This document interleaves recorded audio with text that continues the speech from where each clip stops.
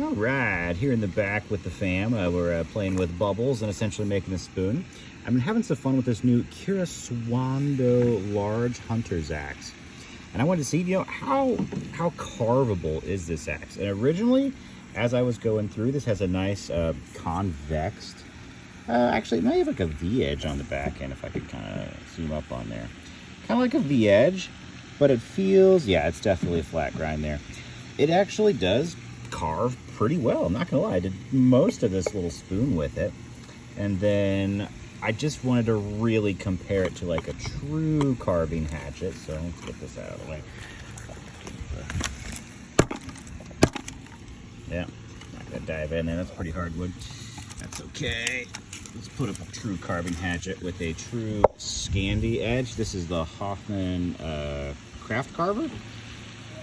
Definitely gets down to a thinner edge on there, and without a doubt this bites in deeper. I did about a little bit of the handle with this thing, and it really does shred away the wood a little bit faster. So if you want to get down to, is the Karesuando like the carving hatchet? I'm not going to say necessarily. It's meant to more along the lines of be a hunting hatchet, which is pretty darn cool. About the same weight. I think these are about a pound and a half on the head.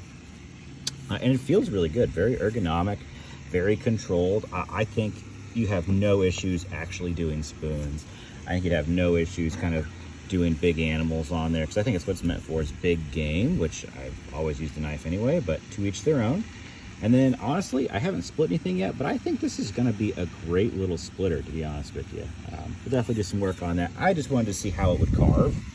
And if I hadn't have pulled out like a legitimate carving hatchet, I would have said this was great. It was doing a great job. But when you really do kind of get down together, this is a little bit thinner in the handle. I had a little bit more control on my hits. It's actually, I think, a hair bit lighter too. And the Scandi really did dive in a little bit more. This is I think a 15-degree bevel on each side. And then I'm not sure what the bevel is on Karesuando, but it's definitely, I'm not sure if that's how you say that either. It's definitely a thicker bevel on there for sure. So honestly, I think this will be a little bit better as far as the splitter goes, but obviously because that's not meant for it by any means. This is a pretty good all-around design. I've really been enjoying it out here, just chopping around for a bit. Obviously, the Hoffman Craft Carver is pretty dominant when it comes to this. I really like the size and weight of it. It's kind of on the lighter end for me, but thin handle really does work well. This thing's pretty cool. Can't wait to keep going. Yeah, stay tuned. We'll have a lot more info on, is this little beauty actually beastly? And so far, I'm gonna say, yeah, it's a very capable little hatchet for the camp. That's for darn sure. And I have had no issues so far with the 12C27 stainless. It's been pretty solid. All right, little man, we'll go get her.